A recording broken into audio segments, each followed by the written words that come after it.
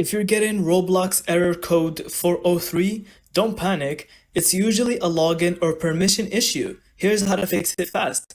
First, log out of Roblox completely and then log back in. A bad session is often the cause. Second, clear your browser cache or Roblox app cache.